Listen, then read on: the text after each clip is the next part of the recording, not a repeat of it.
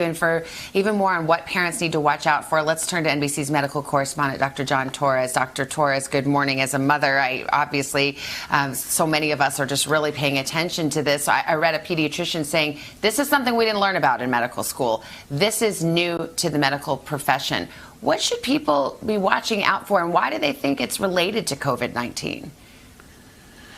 And exactly, Savannah, this is one of those things that just kind of came on all of a sudden, and doctors started noticing it across the country and in Europe in particular, and they started kind of putting the pieces together, saying there seems to be something here, and I'm seeing more and more cases. As of now, it's like Kristen Dahlgren said, there's only been a couple hundred cases around the world, so it's still very rare, but it's very concerning because as parents, the one thing we want to make sure is that our kids are healthy. But here are the symptoms you should be looking for.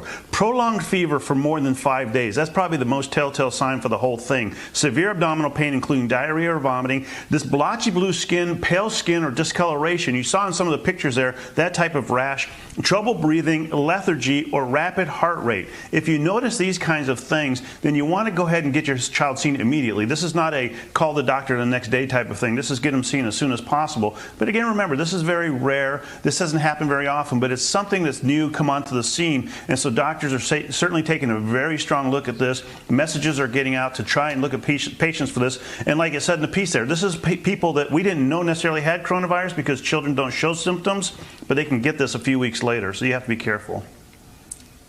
Yeah, and it's one of those things where I think the link isn't established. It's there, but you're not sure if it's caused by the coronavirus. Is that right? It's still too early to tell?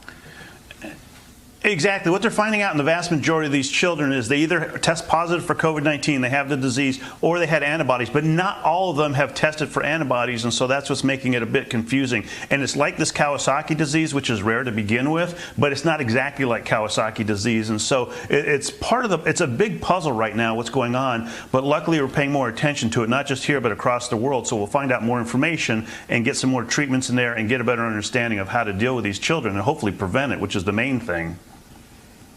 Yeah, well, thankfully it is rare, but we've said those symptoms and we'll put more information on our website. But if you see those symptoms, get right to the ER. Dr. Torres, thank you so much.